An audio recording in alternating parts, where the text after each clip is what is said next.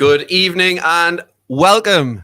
Welcome to the first extra time in the post-Steve Bruce era on the GallowgateShots YouTube channel. My name's Roger and we're joined as always by Laura. Good Hello. evening, Laura. How are you? Good evening. Good, thanks. Feel a bit nervous? Yes. Yeah. So we've arrived at the studio about 2.5 minutes ago, set everything up, and now we're ready to go. So we're hoping that the mics are working. I've had Laura doing the alphabet and everything, trying to work out how to, and hopefully nothing drops out of the camera and we get cracking on with it. So, obviously today's good evening everybody. By the way, for joining us on the GallowgateShots YouTube channel, really appreciate it. Got some of the regular faces and looks like some new faces as well. So thanks very much for joining us tonight. Obviously the lads touched on the game the other day and obviously the sacking of Steve Bruce. So we're going to kind of focus on something a little bit different for the main part, but really quickly, Laura, just to get your reaction. How did you feel about, obviously, Steve Bruce being sacked? And then a little bit maybe on the fallout of, you know, the mass media have kind of gone a little bit crazy, we'll say. Is the question about Sunday? Well, your reaction to Bruce going. Oh, right. So we're skipping Sunday. We'll come on to Sunday. Don't worry. Oh, well. We'll come on to Sunday. I like chronological stuff. Do you want to talk about Sunday? We'll talk about Sunday if you want. Well, I just think it's right, nice we'll go to Sunday, do it right? chronologically. So, scratch that. We'll start again. So, Laura's going to tell us all about Sunday, how she ended up in the backers. Let's hear all about that. Just because I've got me notes in chronological order. That's fair enough. No, I was a little bit disheartened, should we say, going into Sunday with Steve Bruce still being there. But I put a tweet out saying, let's not let it spoil the day. Start of a new era. Yeah. Ignore him there. The game doesn't really matter. 2 weeks prior, we would have not expected a single thing. The build-up was unreal in the bars beforehand, as Roger just said, in the backers, as usual. Just guys that, like, we've spent years seeing the same faces in the same bars and whinging and debating about it. And then it was just such a good atmosphere and build up. And then even the walk up to the ground, everyone was singing and chanting. And then war flags, the display was unreal, dead emotional, dead overwhelming. Yeah. And then great start, absolutely brilliant. Thought, right, okay, the crowd's got the players going. They're totally over this. And then it took the inevitable nosedive. But I did say it wasn't going to, we all said, me and the people I go with said, we're not going to let it spoil the day, but it kind of did. It did, it annoyed us, it frustrated us. But like you said, we don't need to talk about the game. We don't need to fixate on the game because Bruce Ball is officially done and gone. And dusted. So I'll get rid of that page of notes. You can get rid of that page. The chronology has been rescued, yes. Now I don't know what we're talking about because Roger at 2:00 today decided to change the entire setup. No, we hadn't decided what the setup was going to be. Well, yes, but I assumed and I was organised. Well, an assumption makes an ass out of you and me. That's a phrase I've been told many a time. Just before I get on to the game myself and then obviously what's happened the last few days, big shout out to everybody for joining us. Thank you to those people. And thanks for, probably that was Chris, I would imagine, has made a little snidey comment as usual about 9 viewers. You know, but maybe they just want to see a clip of what we do rather than what you do. Clip it is not a real word, by the way. This is my first time on the air and I just want to clear this up. Chris and Laura used the word clip it. Clip it is not a word. It doesn't exist. It's the combination of clip and snippet. Yeah, you're allowed to do that. Right? Anyway, rant over. So thank you for everybody for joining us. We've got some of the regular faces. We've got Tom. Hello, Tom. We've got Marty. We've got Jody Toon for life. We've got Daryl. We've got GallowgateShots is obviously watching. Neil, Paul. Everybody, thank you very much for joining us and joining us tonight. So for me on Sunday, like you say, I think it was just a really emotional day for everybody. And then 10 minutes later, it kind of went down the pan a little bit. I think that's all really we can say about the match. I think everybody else has kind of covered that ground. In terms of Bruce, you know, I think there's a big outpouring now of, you know, love and Bruce sentiment. It was interesting. I heard Craig Hope chatting on the True Faith podcast, which I probably shouldn't mention, but you know, it's a good podcast. And he was saying that he believes that obviously Bruce has still got a big impact from when he was a player. There's a lot of, if you think of those people who are in the media now or young when he was this iconic captain for Man United. So I think that's probably, I agree. I probably think that's what's behind it. What do you think? Where is this big outpouring come from? And I totally agree. I think it's completely and utterly just because he played for Man United and he's got all those contacts, and most of the pundits and the journalists and the Sky Sports people are all associated in some way with Man United. So obviously he's going to get that sympathy. And personally, I think it's exhausting. I don't know where it comes from. No, it doesn't happen with any other manager. I mean, was it not Ollie out last night for 45 minutes completely? Yeah. And I didn't watch half time because I was watching the lads on the podcast, so I didn't listen. But I would imagine they were all kicking off and saying that he shouldn't be there. And I really struggle to find sympathy for someone who failed so much at that job and got an £8 million payout. Yeah, he's not going to be struggling for a penny. And he could have walked if it was so. What's the word? So damaging to him and so vicious and so awful and so hard done by. Could have walked at any time if it's that damaging to you and your family. I mean, I think a lot of the criticism was, the majority was based around his tactical inability and the way that he set the team up. But I think obviously there was personal comments about him and things like that, which probably did go over the line, but the lads touched on it last night, and a lot of it was on Twitter, and it's a very, very small minority. I mean, I personally didn't hear any personal abuse from the people around me, and the people around me are quite vicious and quite vocal, but it was all just Bruce out his standard, all like just about his tactics, about his substitutions, about the way he's playing football. It never did it ever get personal. So I don't read Twitter. I felt like plenty of people get abuse. So. Hopefully you didn't see my Twitter because I did call him a cabbage. Yes, but that also came from Villa, not us. So we were just it's not our fault. Yes, Villa, it's your fault. Yeah.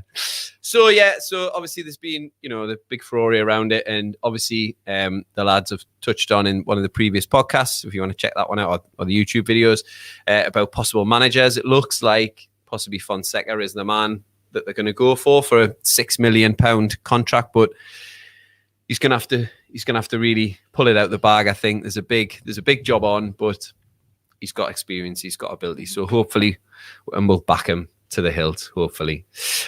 So tonight's episode, we thought we kind of go away a little bit from the Steve Bruce type of thing, although he will get a mention inevitably because he always does.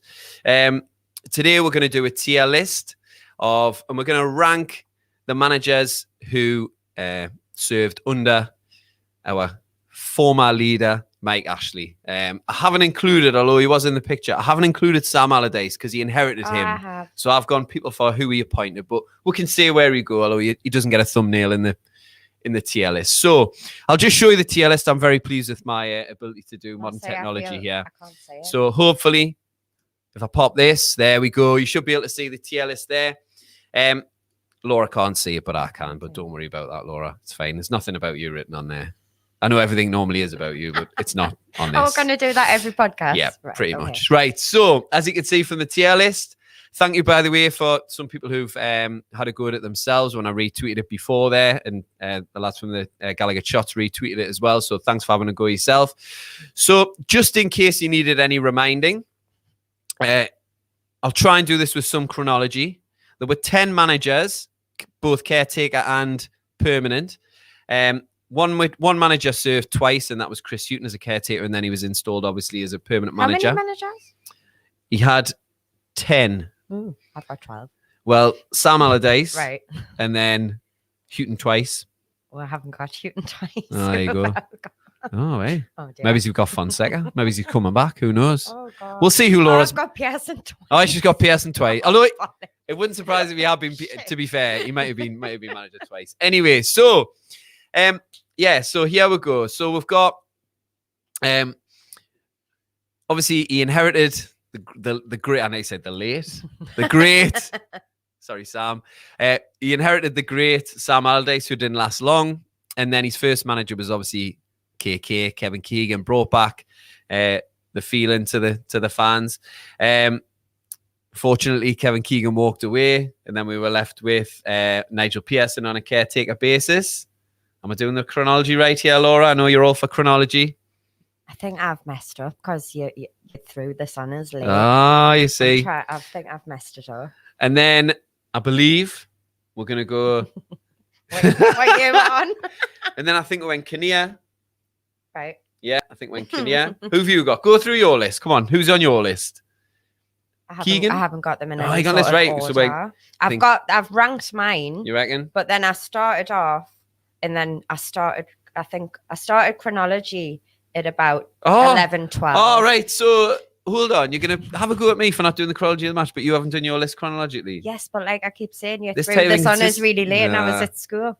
Anyway, you don't need to see us twittering about this. Right. So it went Pearson as a stopgap, and then Keegan came in. Keegan left. Kinnear. And then it was Kinnear. Then Kinnear left, and we had Houghton. Oh, I've got it. Then Keegan. Then Shearer. Shearer came in. Right. Then he left. Then Houghton again. Then after Houghton, it was Pardew. After Pardew, it was McLaren. Got it now. After McLaren. Rafa. No. Oh. Carver. Oh, he's over there. Carver was in. Right. And then after Then Carver, Rafa. After Rafa, Done. the great Rafa, we had Steve Bruce. So there you go. There's our list. Now, if you just have a look at the categories, we've got good sport. I try to link them to all the Sports Direct, but so we had good. Is that what you were doing? Yeah, you see, that's what I was doing. So we had good sport. We had sports intermediate. I was trying to get a word for average, but I couldn't sort of think of it. Right. So, and then we had obviously Amateur. sports. Sports amateur. And then we had a sports reject. Okay, so those are our tiers and those are our players, we'll say. Just before we get started, let's go just back to some of the comments there. So we got Dave saying, even though we've got Malcolm. Oh, Mal's online. Oh, Andy's figured out how to comment. His comments as well, Oh, Mal. Dad. Laura's dad. Go on there. Maybe he's make a donation as well. I know we've got deep pockets. So we've got Shane here about Bruce's locker full of Mr. Sheen and feather dusters when he's clearing it out. Oh, dear me. A few opinions on Steve Bruce. Obviously, he was never popular. He's popular with the teams he's never managed. A tier list because more like tears as in crying tears. Thanks for that, Tom. That's a pretty good dad joke. I'll give you that one. Don't forget to like the Don't forget to like the video, like and follow the YouTube GallowgateShots YouTube channel, and try and get us over 7,000 subscribers. We're not far off now, apparently. The Merseyside Magpies, talking about obviously the media there. Maybe he's not, painting out. I think possibly they're just, it's open season on Newcastle now. And it'll be that way until the next big story comes along. So we'll just have to suck it up and, count our millions or billions, whatever it is. So Tom went to school, same school as Bruce. I'm sure I said this before, no? And he said he was a bit of a twat, but there we go. Same age? No, 20 years. Tom's quite young, isn't Tom's he? not that old. Geordie Sandcaster. Oh, he's changed his name for personal reasons, just so you know. That's Geordie Toon for Life has changed his name. Oh, right. Yeah. Right. Okay. I'll come back to some of the comments in a moment. We'll get into this tier list. So, if I've got my chronology right, which I know is vitally important in this episode, we've got to go first with... I'm trying to change it on the screen there. We've got to go with Nigel Pearson first. Okay. So, bit of a stopgap. Only a few games. What did you have anything about Nigel Pearson? No. I'm sure someone will tell us, but from what I imagine, he's a bit of an okay guy. Mm-hmm. I don't think he was there for that long. It's probably one or two games. I don't think we can judge him. I think it's difficult to judge. So should we put him in sports intermediate? I would say good sport because he took over. Ooh. Because what does good sport mean? Like he took it in good sport? No, he did a good job. Oh, well, no. Yeah. So we'll go sports intermediate. Right, okay, yeah. I should have probably explained the different tiers, shouldn't I? Well, I was just... So good sport means a good manager. Sports intermediate, he did an okay job. Meh. He's a bit meh. And obviously sports reject are the probably where the majority of them are going to be, but we'll see. Okay, so that brings us on to my favourite of all time, Kevin Keegan. I always get a little bit of a tear in my eye. I was hoping he was going to be there on Sunday, but unfortunately Apparently he he's wasn't. seen that tweet tonight that he's in town. He's in town? I don't know where. But did you see that there was a picture of his car? So I don't know. Maybe he was in the region. Maybe he wasn't. Your thoughts on, obviously, let's just keep it in isolation. I find that really hard myself. But Kevin Keegan in the spell under Mike Ashley. What are your memories? What do you make of it? Truthfully, my memories aren't that great going all the way back. I didn't get a season ticket. It was 2012, 2013. So my memories of that are Keggy was gone by then. Yeah, quite vague. But from what I've heard and from what people say, it wasn't, obviously, it's a bit of a shame that his second spell went the way it went. Yeah. Compared to his first spell, obviously. And I think it kind of not tarnished it at all. It tarnished his name, but probably tarnished his memories of us, obviously. Yeah. And I think, it didn't end very well. But at least he stuck up for what he believed in. And well, I think the main thing with Keegan was the integrity. He always had a bit, his integrity, and he walked away because he didn't like the situation. He did get the team playing. I remember under Allardyce, it wasn't a we had some good players, very much like with the situation I feel like we're in now. We had, although he's not the most popular player in the world, we had Michael Owen at the time, Obafemi Martins, Mark Viduka, Nicky Butt. We had some good players, some good pros. Joey Barton at the time. So we had some good players, and I think he found a system where he could play Martins, Viduka, and Owen up front together, and it worked really well. They bounced off each other well. So for me, I would say, although probably I'm a bit rose-tinted glasses about him, I would say he was a good job. I don't know what people in the comments think. Let's see what people are sort of making of Kevin Keegan. I think just it's hard to, like you say, it is hard to put it in isolation. I think you just think everybody loves Kevin Keegan, and now we've got the chance to hopefully bring him back. So it would be hard to put him in any other category, surely. Yeah, that would be nice. Of course, he won the court case against Mike Ashley in NUFC, and he's been against Ashley ever since. So I think that counts in his favour. And Dan is on about that front three. Oh, I said that quite slickly there. Of Owen, Viduka, and Martins. That was a really great combination. And I think the feeling about Keegan. And I think, for calling out Mike Ashley as well, I think he's got to go to that top tier, hasn't he? He's got to be. He's definitely a good sport. I did try to get pictures that reflected each of the managers. You might notice, but we'll see. Right. Okay. So there we go. Kevin Keegan there installed at the top. He's our first good sport for this evening. So let's get on with the rest. Now, when Keegan left, now I'm sure people are going to jump in the comments here. I'm trying to get this right. There's a lot of pressure here. He did save us from relegation as well. Yeah, Adrian makes a really good point. So after Keegan had left, we had Chris Houghton on a caretaker basis, I believe, possibly. I could be wrong. I suppose we'll come back to Chris Houghton because he was the manager in the Championship. We'll probably get a bit more like him. So let's go to your friend and mine, and sadly he's very poorly at this moment, but it's Joe Kinnear. So Joe Kinnear, what do we make of Joe Kinnear, his time as Newcastle manager? Again, I feel like a fraud because my memory is shocking pre-season ticket, but when I was just doing some reading up about him, obviously he came in after Keegan, and fans were obviously, it was unrest amongst fans. Keegan was very outspoken about Ashley, blah blah blah.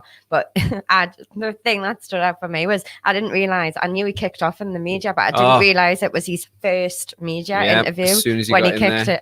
it. As soon as he got in there, stamped his authority. Yeah. It was like a Kevin Ball type reducer, terrible footballer, but great at putting a reducer in. And he came in and he absolutely tried to obliterate Simon Bird, who I think writes for the Mirror. Correct me if I'm wrong. You because say that every week. You should really just Google it. I should just Google it, shouldn't I? I mean, I've got a computer here. I should just Google it really good. So, yeah, he'd come in, and I believe the reports in the press were that he'd given the players the day off the first day that he was there. God forbid. Which actually Just sounds one. a little bit familiar. Just Sounds a one bit day off familiar or- about or days like off. 11 Yeah. in 2 weeks. He liked, God bless him. Joe did like a day off. So he'd reported, Simon Bird and various other outlets had reported that the players had been given days off, or multiple days off. And yeah, so But he did like the opposite to Bruce. He banned all the big media, and I read, I don't know if it's correct, but he would only speak to local journalists, whereas Bruce has like done like he's done the reverse, hasn't he? Yeah. So Joe Kinnear, and there was I don't know if you've seen it, there was a really good video that went viral at the time of the guy who hosts Soccer AM. I should Google that as well. And they did a skit about the fans and about Joe Kinnear. Recently? No, when he was appointed, when and they were like, so the reporter looks up to them and goes, "Are you fucking here?" And they were like, "We're not fucking here. We're not fucking here." So it's definitely worth checking out. It's definitely on YouTube somewhere. It's definitely worth checking out. A couple of people have commented on that one about that video. But yeah, Joe Kinnear, I mean, he came in an absolute whirlstorm, and I think he left because he had a heart problem. Yes, I read that as well. There was talks about, this is all just what I've read. There was talks of him getting a new contract, and then it was the February, I think he had to go on medical grounds. Yeah. So he was, he kind of he sort of didn't really make much of an impact beyond losing us a lot of games and basically sending us down. Very similar, probably wrong names. Very similar, Johan Kebab, Charles Insomnia, classic names out of those. It's like when you play on a game that hasn't got the license for the players' names, and you've got like, you're playing with Shellingham and Sheedy. But yeah, so Joe Kinnear. Who's Sheedy? Well, it was Shearer, but they couldn't use his name, so they would like change it. They put an extra letter in. Like it. I got the Shellingham. So Joe Kinnear, I think, safely, solidly, I think we'll have to put him in sports reject. He's our sports reject. So we've got a little bit of this symmetry now. We've got one in each section, but I have a feeling that the bottom section is going to be slightly worse. Yeah. Okay. So after Joe Kinnear, Alan Shearer was appointed as the manager of Newcastle United. Probably his dream job. In between Kinnear and Shearer, was there somebody else? Probably Houghton. Yeah, I would imagine. Probably he left in the February, but Shearer was April. So yeah, I think probably Houghton came in and filled in. I'm just going to try and my microphones to say to fall off there. So I'll just get you in there. So I think Houghton again, we'll come back to him because he kind of filled the gap a few times before being made permanent manager. So we'll have to come. It was, like I said, it was his dream job probably, but in a nightmare situation for the club, for the city, for basically for everybody apart from probably Mike Ashley and his little cronies. So this could be a controversial one, I think. Yeah. Shearer, as manager of Newcastle United, he did do some good things. What are your thoughts on Shearer? All I've wrote is can't even blame him. Can't even literally blame him. That's all I've wrote. Like, how can you blame him? He was in impossible. Now, in the cold light of day, if we're purely looking at how they performed I find it really as hard managers, to overlook the name. Yeah. Well, it's the same with if Keegan had a nightmare, I would find it really difficult. So with Shearer, he did try and change things at the club. I think he was probably one of the, along with Rafa, he was just pushing against the tide completely, wasn't he? He had that bust up with Owen as well, didn't he? Yeah, I think he had a bust up with pretty much every player. Did he? Joey Barton, I think he had a big bust up with him. Obviously, he got sent off in that game against Liverpool. I'm sure loads of people remember that when he just went into Alonso and he ended up missing the last 2 games of the season for us. And he played okay. Yeah, he could have. You know, he could have made made a difference. But Joey Barton's mind took over. He did try and bring in a bit of, I think it sounds like it was a bit of a Wild West situation when Shearer walked in, players turning up late for training, not really bothered. And he tried to bring in a fining system that was blocked by the FA or by the Footballers Association. But we did get relegated underneath him. So, you know, I don't think we could justify putting him in good. In April. I think he had 9 games, didn't he? 9, was it? Yeah, I think it was 9. 9 games. How many 9 did games. he win? I haven't wrote that down. I think he won 1, possibly. Not sure. Let's see what comments are coming through about Shearer. Shearer, a desperation move. The team is already doomed. Can't be too harsh on him. Or maybe totally agree. Shane's put us back in my place there. Maybe I don't know. I'm really trying to be objective. Yeah. I'm not trying to be Jason Cundy. Didn't get us wrong. All right. I am trying to be a little bit objective. Mark has come in there. Thank you, Mark. 5 losses, 2 draws, and 1 loss. Take away his name and he's straight at the bottom of that list. 5 losses. It's got to be 5 losses, 2 draws, and 1 win. 1 win. Mm-hmm. But who was the win against? That's I the question. Say Fulham. Well, no, that was the game where. I just remember reading. That was the game where I remember that we had a goal wrongfully disallowed, and that would have made a difference because I think we were relegated by a point. And I think it was who was the big tall copper who was the referee. Big tall copper. Yeah, big bald guy, man. Who was the referee? Oh, you don't know your referees. Just Clattenburg. Just Clattenburg. That's it, really.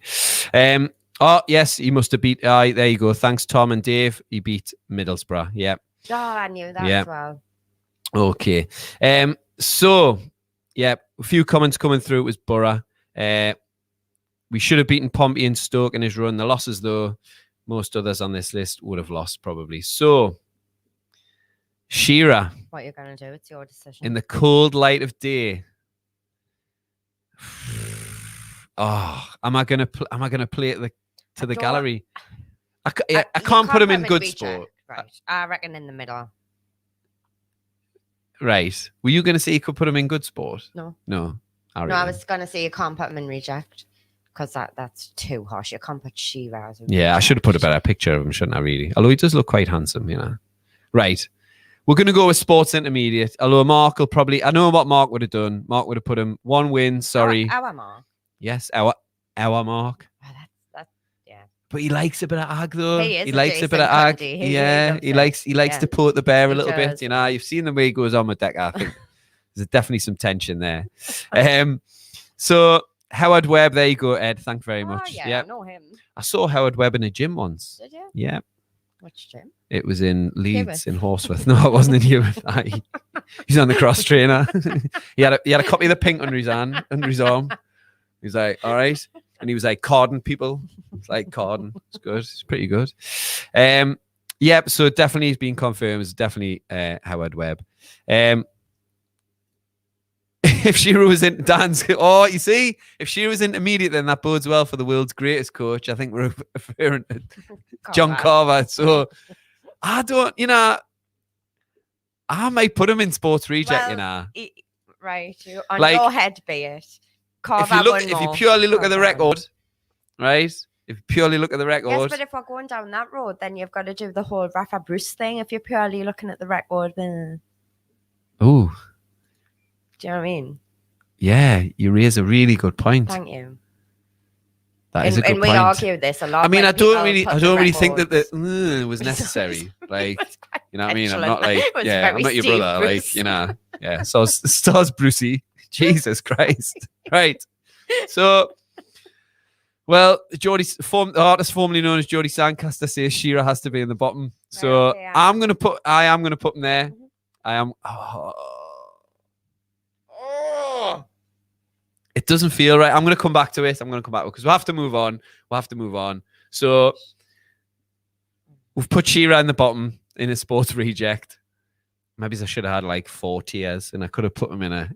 But we've got to be harsh, you know what I mean? Yeah. So, right. So after Shearer was peddled by Mike Ashley. The club was in absolute free fall, I think it's fair to say. And a man who's very well liked in this parish, I know, and he's very well liked in the Northeast, despite the fact he's a Cockney, because we're here Cockneys apparently. Chris Hughton. I think the word that when it comes back to Chris Hughton, I always think is dignity. I think that was a big theme for the team at that time. Obviously, there was a debacle at Leyton Orient where that was a bit of a moment in time where we got beat 5-1 or 6-1 in a pre-season game when we had the yellow stripy shirts on. And I think a few of the senior players... Was this like before the championship? So this was, right. Yeah, this was the season before the championship, and the players kind of got amongst themselves and said, you know, the senior players like... This rings a bell. Nolan. Yeah, because they had a good Harper, squad. You know,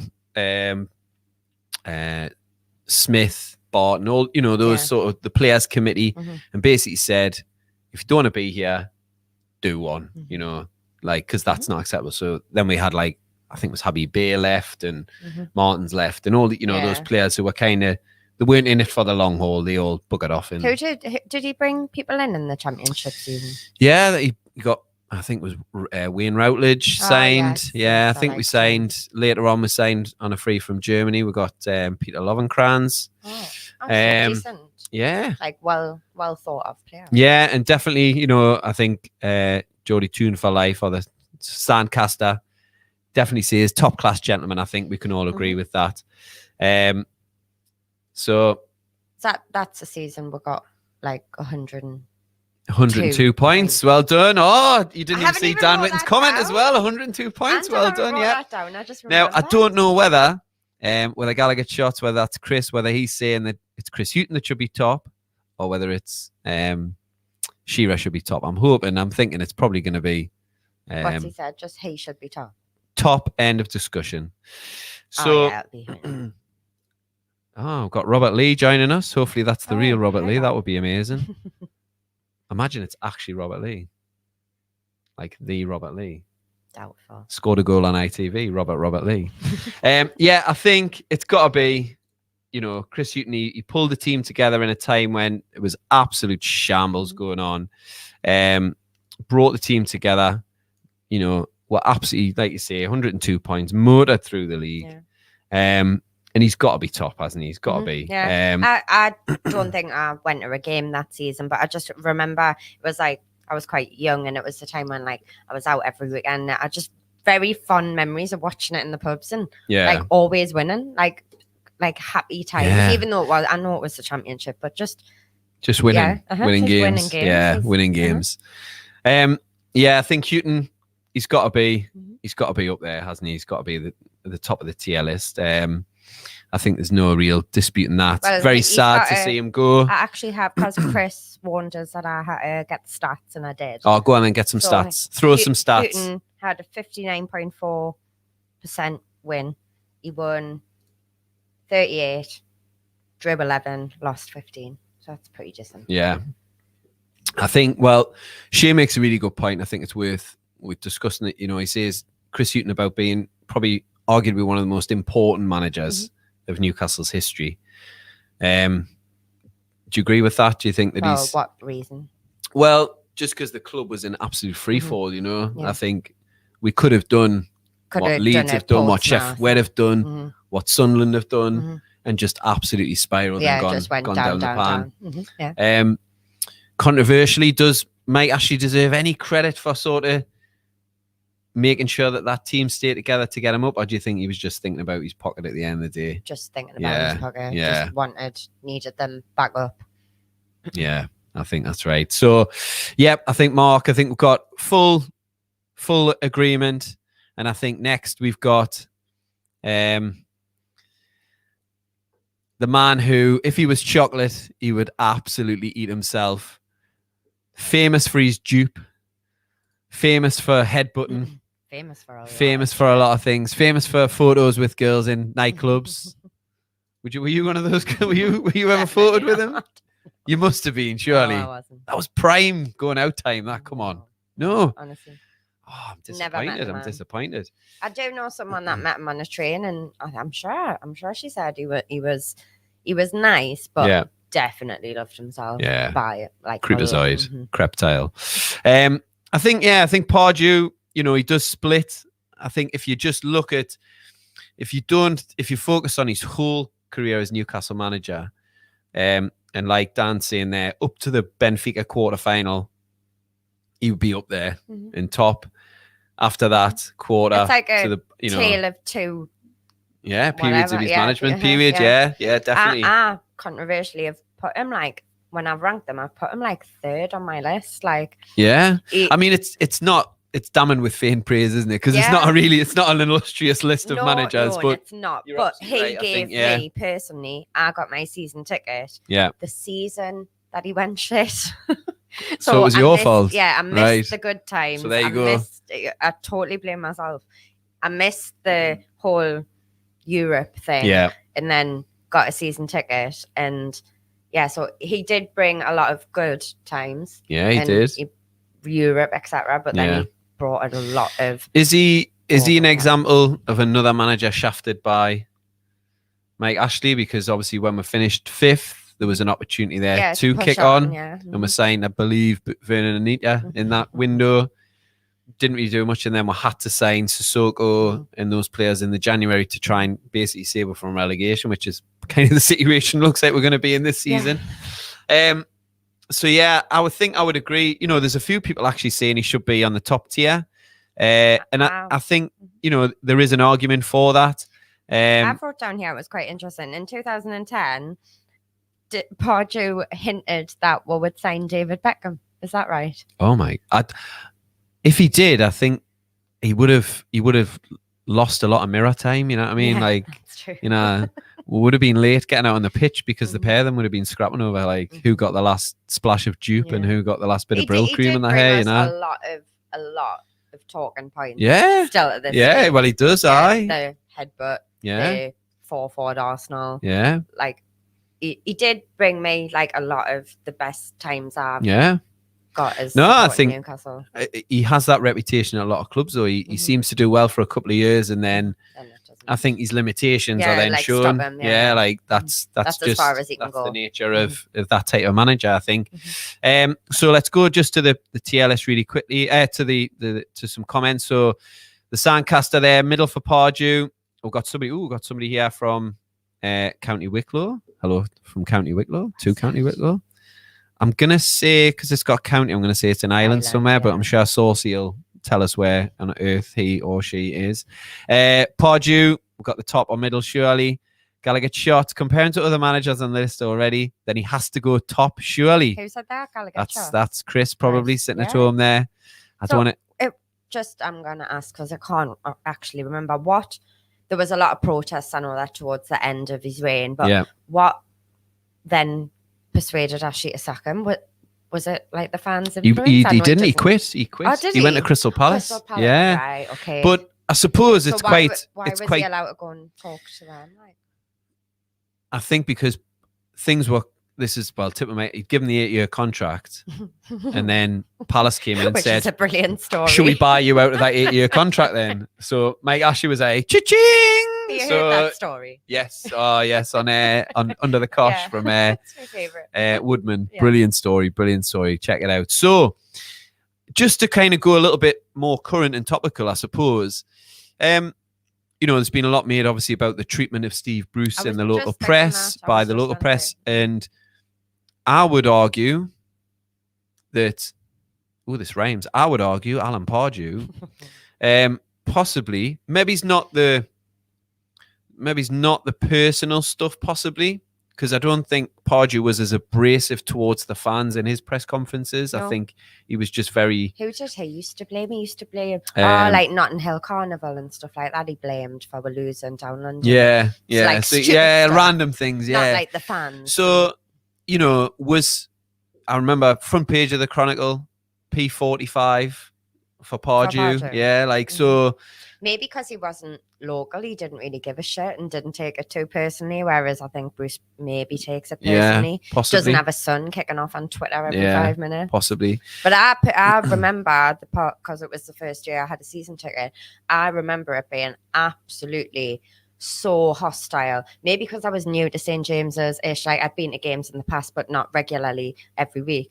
I just remember it being so hostile at the point I was uncomfortable. When he, remember that game? I can't remember what it was. Someone will probably say, when he couldn't even get out his seat because everyone was just like, he used to get out of that Bruce got none nothing. of that. Although obviously he was a year when we didn't have fans in the ground. I think things would have went that way. So exactly, with you got him. a year So off. Like, count yourself lucky. Yeah, I suppose you should probably count yourself lucky. Just to go back to a few of the comments. Don't forget the mighty Roman Amalfitano was signed the wrong brother, I think. How did he ever go? First time. A lot of people who follow the channel, a lot of their first seasons might have been Pardew, possibly, like if that, of that sort of era. That's when I not became a fan. I've always been a fan, but that's when my memory. When you first started, going to games, mm-hmm. Not everybody's as old as me, so because I worked in retail, I couldn't, and I always said as soon as I became like working in a school, that was it. I was getting a season ticket. Of course. I think like Pardew's brought in a lot of comments, really. So, the summer of Anita ruined his reputation. The what, sorry? It's the summer of Anita. Oh, right. Yeah, not Sanita. That's another program. And some really amazing memories. I mean, obviously the comeback, like you were alluded to there. I remember when we played West Brom away from home in the orange strip, and Kabai, Ben Arfa, Cisse, just amazing. I think it was when Pardew was a manager that Colaccini possibly broke his back doing an overhead kick clearance. That was a big memory for me. But yeah, I think, and again, he was a bit of a lot of the managers have to be an Ashley apologist. I think he was a big one, was needs to say Mike and Derek, Lambias. So a few of the comments, he has split a few people, but I think if we look at his record, I think there's an argument to be near the top. I think it's because he had the longest spell, though, didn't he? He had 185 games, according to my... Oh, there you go. 100. And what was his win percentage? Guess. Yeah, I saw you go... so I'm going to go 38%. Oh, you can... Oh, you can't say. Yeah, 38%. 171. How many? So he won... it's not... it's not a bad record.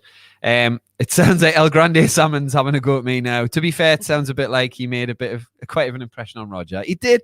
Pardew did make a big impression on me, Good and bad, I think, which most people will feel. Some people call him a mercenary. Got the Island lads loving the tune, oi oi. And the Irish mag, saucy, yep. And yep, Palace did pay for him, which I'm sure Mike Ashley was absolutely delighted about. So what we're gonna do. And obviously the rumors about the casinos, and he was in debt to Mike Ashley. Apparently that was one of the rumors as well. There was a lot of rumors at the time about Derek Lambias running across the pitch naked because he lost a bet, and that was like peak Mike Ashley. That was when Mike Ashley took his top off at his Christmas party and then spewed in the fireplace. That was peak Ashley. Yeah. That was real, because he's kind of gone into the background now, hasn't he? But that was real peak Ashley. Peak was when he bought us a drink and Blue Bamboo. Aye, yeah, I suppose. Aye. Right, so he was incredibly streaky. He'd win 6 and then lose 8. Wind, he'd blame the grass. So let's have a look at the tier list. Let's go. We need to make a decision on this. Good sports intermediate. What do we think? I'm gonna say, like, if we're looking at the full, Ashley, purely on the gambit, purely the players that were the managers who had under Ashley. I would say good sport. You're gonna say good sport. I'm gonna agree. And El Grande Salmon, you can have that. All right. So Pardew, surprisingly, he is cheering in his picture there. So Alan Pardew's been placed up in top tier there. He was a good sport. Okay. Good memories, happy memories, some of them. It's probably like one of these players who get injured, they get better the less time you've had them. And he's got to have something for that dance he did in the cup final as well. Do you know what I mean? Yeah. So there's got to be something. Right. Okay. I'll not put Mark's other comment on. I'll let you read it yourself, but I'm sure that people have seen it there. And yes, David Myler would put him in the bottom tier too, as well, Stu. Right. So Next manager after Alan Pardew was the self-proclaimed. Was he the best? Oh no. Yeah, he was the best. Was he the best manager in the world? It was Who? Carver. Best coach in the league. Best coach in the league. Mm-hmm. John Carver. So it's John Carver, our favourite. Mm-hmm. What a man. So how many games, Laura, have you got the stats on John Carver there? Come on, don't let us down. Oh, I haven't wrote how many. Oh, I'm gonna come have on to now. add. Wait there. 20? 20 games he had. Right, okay. Now, his first win was away 4-1 at Steve Bruce's Hull City. Bit of irony. Serendipity there, a bit of irony there. John Carver the Charver. Now, he came in when the club was in a bit of a sticky patch. Obviously, Pardew had left, and he believed in himself that he could take that role. Nice guy, very nice bloke, I've heard. Really nice bloke. Probably one of those managers. Maybe he's like Graham Jones, who's probably, well, undoubtedly better as a number two. Bit more of a sounding board. Bit more of the link between the players and the manager. You know, he served under Bobby Robson.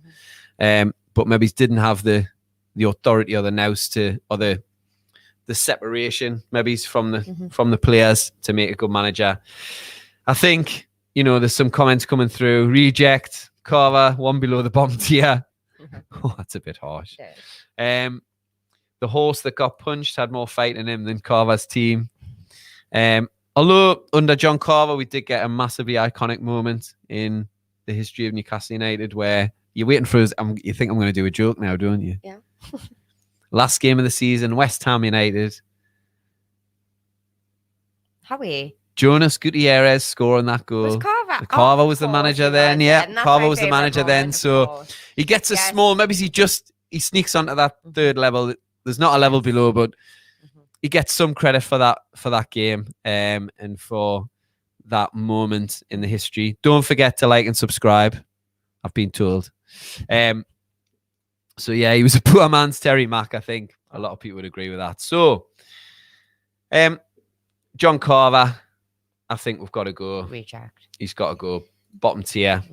He's got to be a sports reject. I have listened to an interview or a podcast or something where he talks about the whole best coach in the league thing, and it was totally out of context, and I think he was kind of like enticed into it. Yeah. I have heard it, but I wish I had refreshed it. I do remember that interview, and he did just say, he said, I've got to put the belief in the players that they're the best players. That was it. Actually, and I've got to put the belief in myself that I'm the best manager in the, you know. And I believe, I don't know if it was before you came to this YouTube channel, but I believe we've talked about before where, well, I'm sure we were talking about Bruce and we were on about Carver, and I said, well, we could do with a little bit of that confidence in a press conference. Maybe he was like the antithesis of Bruce in terms of like, he was over exaggerating and Bruce undersold. We're completely, So lovely man, nice man, very good servant to the club as well. So, you know, but purely on a managerial basis, unfortunately for John Carver, I'm sure he'll be absolutely devastated because I'm sure he's a huge watcher. He's got to go on the bottom of that list, unfortunately. I think he's doing pretty well with Scotland now at the minute, so it hasn't really affected his credentials as a coach, at least. So, is he just a number two at Scotland? I believe so. He's one of he's under Steve. What's his name? Scottish manager Steve Summick. Steve McFadden. Is that not Phil Mitchell? No, it's someone I've watched live. No, that's Thingy McFadden. That's Brian McFadden. Steve McFadden is. Is he actually? Yes, he's from EastEnders. All right, no, not Phil. I bet he looks like him though. Yeah, right. So, next manager in. Steve, Mike Ashley had chased this manager several times. I think he tried to get him a couple of times. I think maybe he's been approached. We have old Island hair, Steve Mclaren, former England manager, the Wally with the Brolly. Another example of probably a great coach, good things said about him by players like Joe Cole and others who played for England. Steve, Grande Salmon. Steve, how do you say sports reject? And Rob Lee in there. We've had some shit over the last few years. I think that's incredible amounts of crap we've had. I think everybody would agree that McLaren would go in as reject. Completely straight in, no discussion. Yeah. Well, we'd like to try and, play a balance. Was there any highlights of Steve McLaren's? No, I haven't even wrote anything. No highlights at all. Have you got his win percentage there? Yes. Go on. 22.6. 22. Lower than Steve Bruce? Yes, and that's what I know. Yeah, I suppose we did get relegated. That's fair enough. Less games, so obviously that is going to have an impact. But he only won 7. Lost 18. Lost the same as Steve Bruce. Yeah. I suppose... Why McLaren? Like, why bring him in? Why was he so? No, well, why was he so bad? Like, right. His CV was decent. He'd won the cup with Middlesbrough, first cup in. England well, I think it was manager. their first trophy they'd ever won, or major trophy they'd ever won. His CV former England manager. Decent. But was he? I mean, he was at Derby at the time when we got him. Was he doing that great? Yeah. I think. Dan's hit on a definite highlight. The Norwich win 6-2 when Gini Wijnaldum scored 4 goals. Oh, right, yeah. okay. Mitrovic got 2, I believe. Yeah, I suppose, Dan, you've absolutely called it there. That was the highlight. I do remember a really shithousery win against Bournemouth away. I think we beat Bournemouth 1-0 away from home. I'm going to go off on a tangent, but I've got no idea how people remember. How do you remember?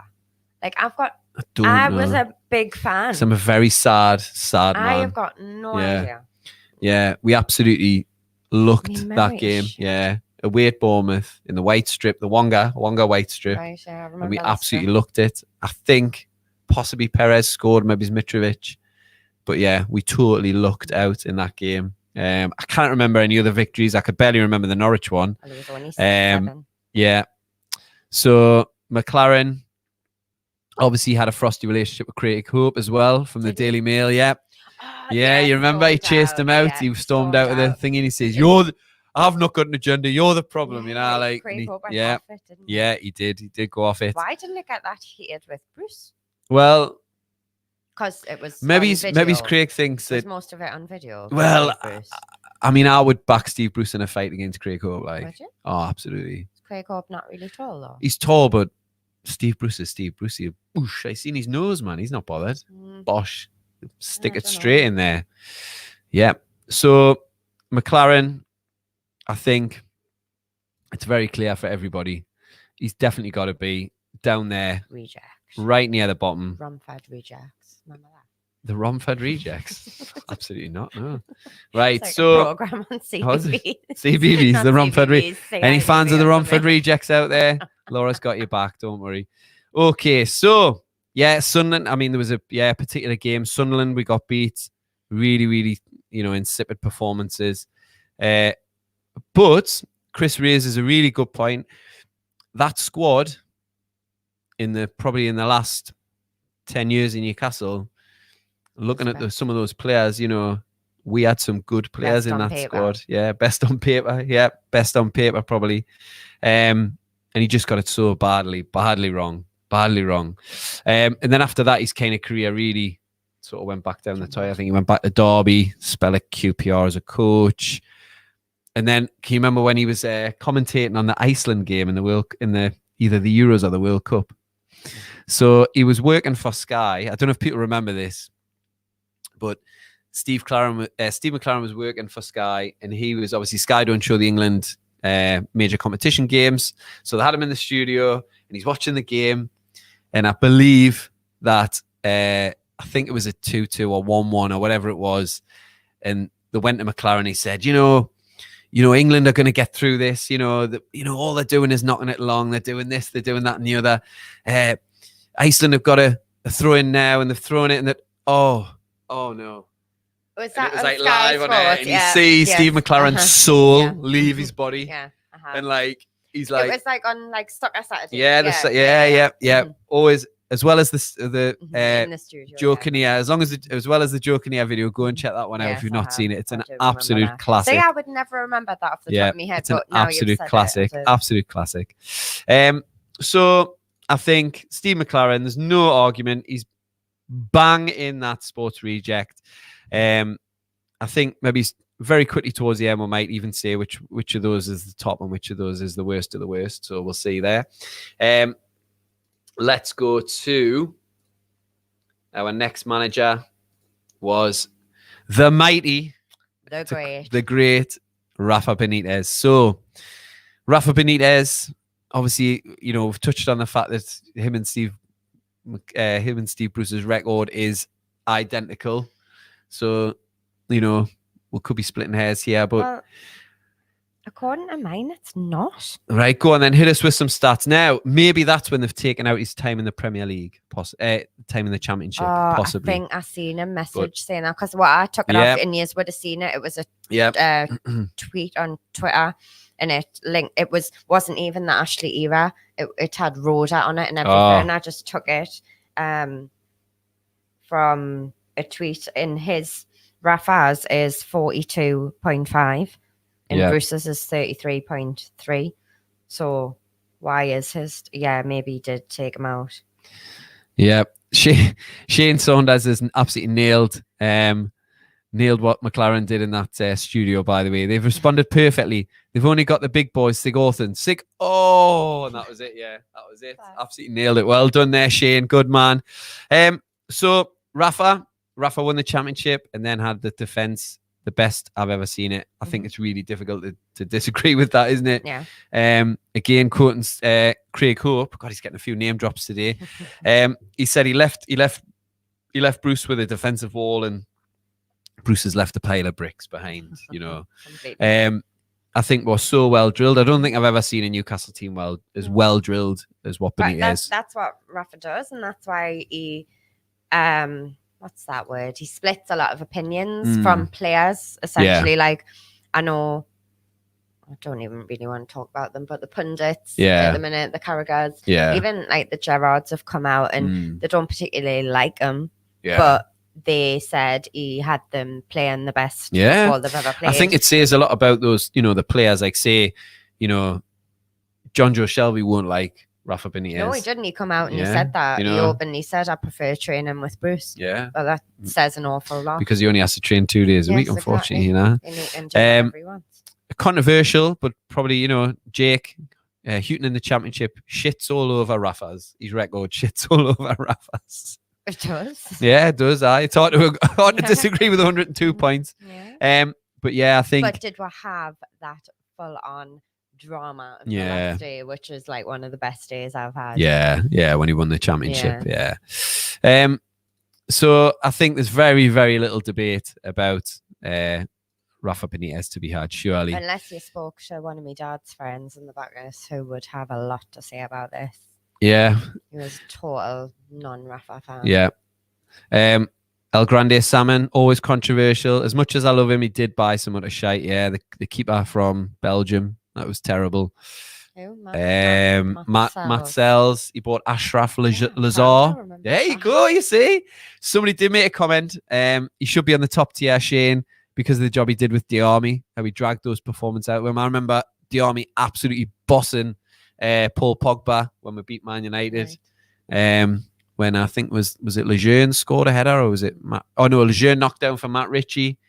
Yeah. See, these little things come back to you. These good memories, they'll all leave us when I get old, but I'll hold on to them now. I think, his hit rate, Rafa's hit rate with transfers, were either brilliant or they were crap, So, but he did know that, unlike many people, well, at the time around the club, that Joe Linton definitely wasn't worth 40 million, because he could have had Joe Linton for 40 and he didn't want him. He said he paid 20. I think there's a debate whether that's, I question Rafa's judgment there, but obviously he saw something that we didn't know. Could Rafa have got more out of? Could Rafa have? Oh, we shouldn't. We're not. We've got rid of Bruce now. We shouldn't even be going back to Rafa now. There's a new dawn ahead of us, surely. I prefer every single manager. This is from Jay. He prefers every single manager we had under Ashley to Graham Souness. I think that's probably, yeah. Oh, I've got his win. Oh, have you got him as well? Yeah, You've gone beyond. No, it was because this. Oh, it was included in your list. Was just included. Souness is 1, 2, 3, 4. He's 5th. He's played 87 games and has a win of 44.8. Yeah. Right. So I think it's got to be Benitez, and he's got to be up the top there, surely. He signed Joselu, but then he signed Mikel Merino. And my heart still breaks every day when I see him on Twitter.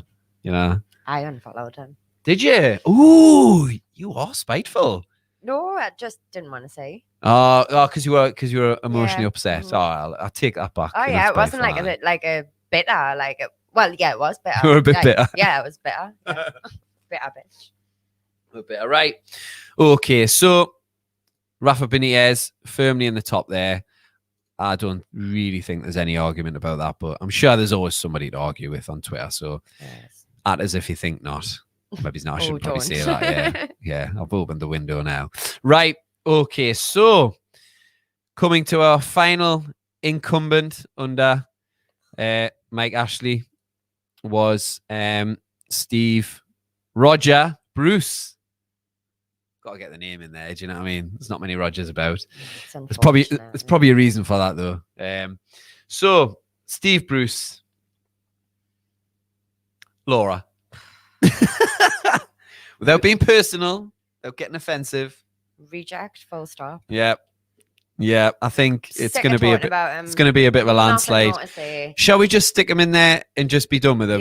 Yeah. I think. Right. Room 101. Yes. Steve Bruce. Yeah, stick him straight in there. Yeah. No more discussion about. I tell you what, though, we'll have one last mention of that sports reject. Out of those, who would you say deserves the bottom spot, the true bottom spot? Who would you say? Not even a question. Steve Bruce. You're going to go Steve Bruce? Absolute worst manager. But his statistics are better than don't care. McLaren. McLaren did take us down. Although so did Shearer, but we'll not even go there. So we can't just go on statistics because then you've got. I suppose you've got to bring a bit of feeling in there, haven't you? You've got to bring a bit of feeling in there. Yeah, I just think overall, personal and on the pitch, just not a fan. I think the way he treated fans, the way he was in the media, he didn't help himself, and end of. Right. Done with him forever. Don't mention his name ever. Okay. Again. Yeah. The record not bad, but the football's unwatchable at times. I think that I think that might be Dan talking about Rafa possibly, because the football was a bit unwatchable at times under Rafa sometimes. Yeah. I remember a particularly bad Brighton. Yes, it was a break. You remember the Brighton game? I do, because it was so bad. Remember when Christian Atsu? No, I don't remember. He was running towards goal, and you're like, go on, and he went, whoop. No, I don't remember anything about it. I just remember. It was like, what is he doing? So I think, Bruce's record was helped by a lot of luck. I think he'll go down as one of the luckier managers in the history of Newcastle United. I was struggling to think of Steve McLaren good games, but I'm really struggling to think of Steve Bruce good games. I wouldn't have remembered if I hadn't watched the lads and they mentioned Man United. I can't even particularly remember. So my bottom would probably be McLaren, but I can accept Steve Bruce as that. Why McLaren? Purely based on just his record. He was pathetic. It was terrible. Really, really poor. I think really as well, poor. Bruce, and because he had a good, I suppose Steve Bruce better players. I think that McLaren team is better than the Bruce team that we've got now. But that's probably my reason. But I think just because Bruce there's absolutely no between them. Really. He's welcome as well. Doesn't help. That's why. Yeah. Right. So, a few comments there. I think people saying Bruce all day for the bottom, John Carver for the bottom. But Carver. Yeah, that might be a bit harsh given that he was in a caretaker role, and he was better with the press. He was a bit more affable. Graham Jones, you never know. So just get through a few of the comments there. So we've got Tom, Bruce, worst of the worst. McLaren was a grinning fool. Bruce's conduct was disgusting. I remember being in despair every time that John Carver managed. That's from Tom. I've got absolutely loads of comments. Really sorry if I don't get through them all. Shane, there was a 0-0 game pre-COVID that Bruce had his most tactically sound game. Battled like absolute warriors, and he never capitalised and fell completely apart from there. I don't actually remember that game. Who was Really it don't. against? Against Liverpool, Nautsic. I honestly don't remember that game. Yeah, it was COVID and we watched on telly. Yeah. Ah, right. Yeah. Mm-hmm. Right. Yeah, New Year's-ish. I'm sure it was December-ish. Uh-huh. All right. Sure I'll bow to your knowledge on that one. Dan's defending himself, saying, "Don't be putting Rafa slander in my name." I do apologise. You were just trying to be objective. And Laura, Geordie Sandcaster's asked a few times. I'm really sorry I've missed you out, mate. Mm-hmm. But where is your straw tonight? I forgot it. And I'd run out of Moretti, so I've just got a little can of gin, and the straw's too big for the can. Ah, right. So rhubarb and ginger. Yeah. Very good. Very good. Right. So there's the answer to that question. So Bruce to Cardiff. If Mick McCarthy gets the sack from Cardiff, I think he's on it. Yeah. He's going to retire, mate. McCarthy's on a 7-game losing streak. So, Bruce will make it. Yeah. Yeah. Bruce will top that. At Derby away was class under Mclaren. I don't remember that game at all. Derby away or a Derby? No, I think it was Derby County. Look at how good Wijnaldum is. I remember watching that McLaren team with Wijnaldum and thinking, how on earth have we got this player? He's amazing. And then I think after Christmas, he kind of saw that, like a lot of the players, what is going on with this guy? It was just, I think he just completely lost the dressing room. So there we go. Our tier list, I'll just put it on the screen one last time. I find it really difficult to go in between. So I think the best of the best at the good sports, I would say, was Houghton, followed by Benitez. I'd go, I'm going to put Keegan third and then Pardew. And then, God bless him, all on his own there, Nigel Pearson. Probably the hardest about all the managers, definitely. But yeah, he was on a very temporary basis. So, he probably doesn't get much of a look in there. So there's our comprehensive tier list. The review of the Mike Ashley managerial appointments, or disappointments in most cases, unfortunately. So thank you very much, everybody, for joining us. Obviously, we've got a big game coming up against Crystal Palace. So we'll get a really, really quick prediction. What do you think? Do you think Graham Jones will be in charge? First question. I thought that was given. Well, they might appoint a manager tomorrow, and then we've done our show. I thought they'd already said that. Oh, have they said? Be in charge well, there you go. So what do we think? First win? It'd be very interesting, to look at how he plays and who he plays, and if he mixes it up or if he just sticks with the Bruce people, the Bruce players. But no, let's go for a win. We're going to go for a win? What are you going to go? Are you going to give us a score? Boring 1-0 to us. Take a 1-0 every day of the week. I'm going to go 2-1 because I always do, because I've got no other crack whatsoever, because one day it'll come true. They were good against Arsenal though. So yeah, they were. That's me being positive. Yeah. That's not what I really think. I don't know, maybe they'll just underestimate us. I think it would be really Newcastle United-y, if that's even a word, to go into that less game. Of a word than clipping. Sky are absolutely battering me. Every manager under the sun is battering me. Talk Sport, BBC, everybody's absolutely hammering the club. And hopefully, and I heard Simon Jordan on a clip that somebody uploaded, griefing Graham Jones, and then Luke Edwards had said that the player's safety blanket or the player's buffer had been taken away, and we'll see how good these players are. I really hope some of the players see that, listen to it, and say, right, I hope it really, really from obviously what we sense spoke of motivation about last night about there's not many players come out and gave a goodbye to Bruce, which is unusual, I think, from a team. I think even if you just want to not upset anyone, just be two-faced and put something on, but not many have. Yeah. I think obviously shows that didn't really rate him. So go out there and show everyone that he was shit and it was his fault. Because if we do lose, all those people that you've just mentioned, I told you so. It wasn't Bruce's fault. It's the players' fault. Though. Yeah. So I really hope we do. I wonder how quickly, if say the next manager comes in, if it is Fonseca, if he loses a couple of games, are they going to be straight on him? Are they going to be on him, and they're going to be who, the fans or the pundits? No, the pundits. Of course. I think they've totally got it in for us now, massively. Yeah. Jealous. Unjustified. So a few predictions. Davy's gone with 2-1. I agree with you, Davey. Stu has gone 1-0 to NUFC. Wilson will clip it over the keeper. I like what you've done there. Clip it. Score draw. Vieira has Palace playing well. It's hard to disagree with that. Dave Eddie's just gone United. So, and Shithausen away to a 1-0 win. I'd love to see that. Jim White and TalkSport are in Newcastle tomorrow. That'll be interesting. See where it is. Graham Jones, the Messiah. Who knows? Yeah, I did see Alan St. Maximum on Sky. Have you seen his interview? Where he's obviously, a lot of fondness for Steve Bruce there. Massively. I don't doubt that Steve Bruce is a very affable fellow if you meet him. I really don't doubt that. Like, if you just met him for a drink, or you were playing golf, or you turned up at your wedding, Steve Bruce at wedding. I think he would.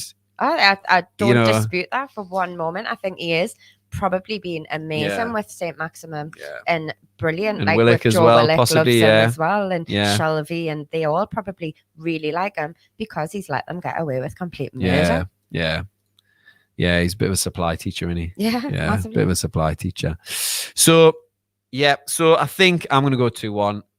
But I wouldn't mind a nice shithousery of a win for the game. So that's us. We've done a tier list. Thank you so much, everybody, for joining us. Really, really, really good to see so many people join us live, but also those people who watch later on the GallowgateShots YouTube channel. And remember to like and subscribe. Try and push towards 7,000 subscribers. And also, you can join as a member. There's a $2.99 membership and there's a $4.99 membership. That just gives us the opportunity to put out some more content, to improve things, the way we deliver things, and maybe our equipment, bits and pieces like that. So every little bit helps. So it's really important. And there's also some bonus features for those people who are members as well. So get involved if that's what you fancy. Thanks again to everybody. Thank you, Laura. Thank you. For a really good time. It was a bit of a panic to start with, but we managed to sort it out. So shout out to everybody for watching. Thank you for joining us for extra time tonight. And we will see you next time. Hopefully, we'll be reflecting on a win, be talking about a new manager.